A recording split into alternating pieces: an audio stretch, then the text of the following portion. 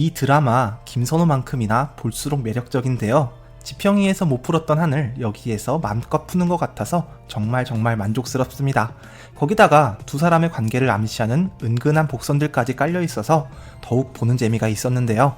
두식이와 혜진이의 만남은 누가 봐도 신데렐라 스토리였죠. 잃어버린 구두 한 짝과 그것을 찾아주는 왕자님, 구두를 신자 마법처럼 다시 켜진 전등들이 마치 신데렐라의 한 장면을 보는 것 같은 느낌이었는데요. 3회의 마지막에 자전거를 타고 가며 웃는 두식이의 모습이 최고로 설렐 줄 알았더니 그보다 더한 4회가 기다리고 있었습니다. 갯마을 차차차는 윤혜진의 마음을 비유적으로 표현하는 경우가 많았는데요. 두식이는 혜진이가 고슴도치를 닮았다고 했죠. 마음은 그렇지 않은데 다가가면 가시를 뾰족하게 세우는 모습이 비슷하다고 했던 것인데요.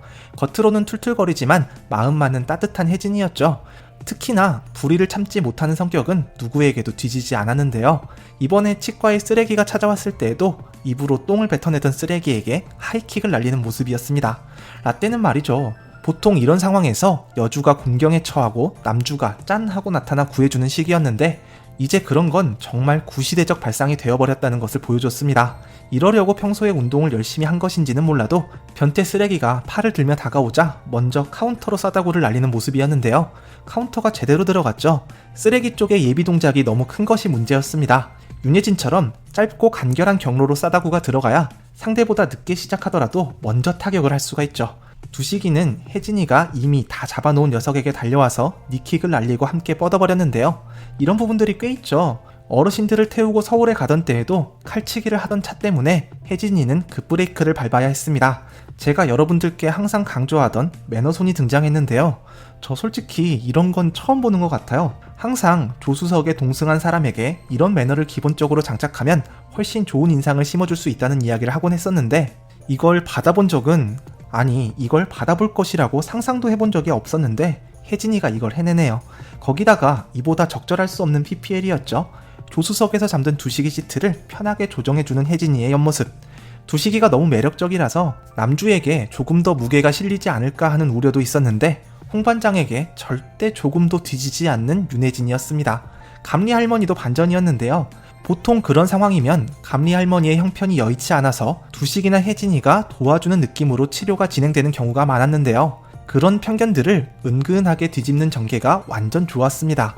진정한 플렉스는 현금 일시불에서 나오는 거죠. 늙었다고 가난하고 힘없는 것이 아니고 자기 자신을 위해 플렉스하는 모습이 정말 통쾌한 느낌이었습니다. 이제 4회 마지막 장면으로 가보죠. 여기에서 기억에 남았던 장면은 윤혜진이 두식이한테 홍반장이 조금 신기하다며 환경이 너무 다르다는 이야기를 하던 때였는데요.